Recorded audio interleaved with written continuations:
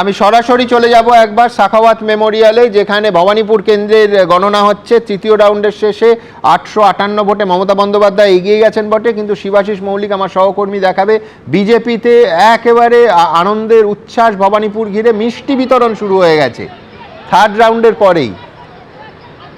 শিবাশিস। একদমই সুমনদার, শুরুতেই বলে রাখি যে বর্তমান যদি আমরা অবস্থা দেখি তাহলে 800-র বেশি ভোটে মমতা বন্দ্যোপাধ্যায় এগিয়ে রয়েছেন।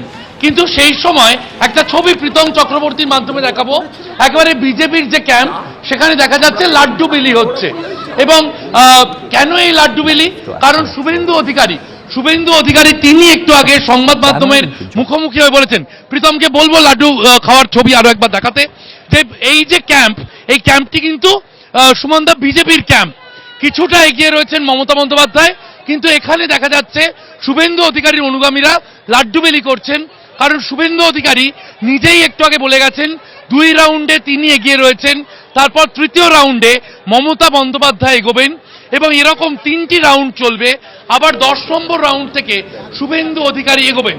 তার করা যে আশ্বাস তার সাথে মিলে যাচ্ছে বলেই এখানে এখন দেখা যাচ্ছে শুভেন্দু অধিকারীর অনুগামীরা তারা তৃতীয় রাউন্ডের পর এখানে মিষ্টি বিলি করছেন। তারা আত্মবিশ্বাসী যে তারা জিতবেন। আমি যাওয়ার চেষ্টা করব যারা রয়েছেন তাদের কাছে, যারা ভবানীপুরের যারা বিজেপি কর্মী।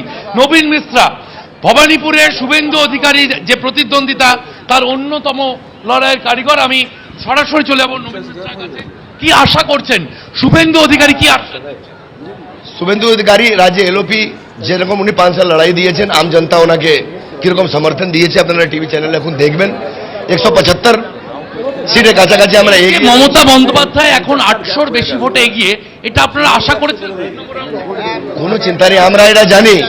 ওই যে 8 নম্বর 800 আপনি বলছেন, ওটা 77 নম্বর ওয়ার্ড, ওখানে মাইনরিটি বহুল এরিয়া আছে।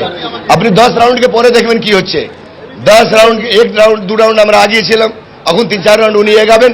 10 রাউন্ড থেকে আমরা শুরু করব, আর 20 রাউন্ডে গিয়ে আমরা ওনাকে 15-20 হাজার চুনাব হারিয়ে বাড়িতে পাঠাবো। অর্থাৎ সুমনদা, একেবারে আত্মবিশ্বাসী বিজেপি কর্মীরা যে ছবি আমরা দেখতে পাচ্ছি, মিষ্টি বিলি চলছে এবং তাদের বক্তব্য অনুযায়ী আগামী 2টো রাউন্ডে মমতা বন্দ্যোপাধ্যায় এগোবেন এবং তারা তা জানেন, এমনটাই তারা আশা করছেন, এমনটাই কিন্তু বলছেন বিজেপি কর্মী বা স্থানীয় নেতৃত্বরা।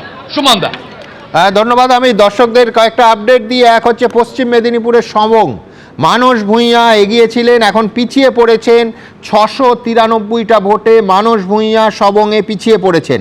বাঁকুড়ার জেলার ছবিটা যদি আমরা দেখি তাহলে 12টা আসন, 9টাতে বিজেপি এগিয়ে, 3টেতে তৃণমূল কংগ্রেস এগিয়ে। খড়গপুর সদর, দিলীপ ঘোষ প্রাক্তন রাজ্য সভাপতি, বিজেপির দাপুটের নেতা, 1403 ভোটে এগিয়ে এবং গ্যাপটা লক্ষ্য করুন ক্রমশ বাড়ছে। 135টা আসনে বিজেপি এগিয়ে এবং 87টা আসনে তৃণমূল কংগ্রেস এগিয়ে, এবং এই গ্যাপটা বাড়া। এরপরে এই প্রশ্ন, হয়তো 1 ঘন্টা আরও এই ট্রেন চললে এই প্রশ্ন তুলতে হবে যে তৃণমূল আদৌ 3টে ডিজিট কি ছোঁবে, 100 মার্কটা ক্রস করতে পারবে? তার কারণ গ্যাপটা ক্রমশ বাড়ছে, বিজেপি এবং তৃণমূলের একেবারে মধ্যের গ্যাপটা বাড়ছে। ইনফ্যাক্ট আপনাদের জানিয়ে রাখি যে অঙ্ক মেনেই এই স্ক্রিনে আমাদেরও একটা পরিবর্তন করতে হবে, সেটা হচ্ছে তৃণমূলের জায়গায় বিজেপিকে প্রথম বক্সে নিয়ে আসতে হবে। কিন্তু এখনো পর্যন্ত অন্তত 50% মার্ক রাউন্ডের ক্ষেত্রে ক্রস করলেই দেখবেন এই যদি ট্রেন্ড থাকে তাহলে নিঃসন্দেহে 135 বিজেপি, তাকে এই প্রথম বক্সে রাখতে হবে এবং দ্বিতীয় বক্সে তার জায়গায় চলে যাবে 87। এখন 1 বাড়ল তৃণমূল কংগ্রেস। এবিপি আনন্দ, এগিয়ে থাকে, এগিয়ে রাখে।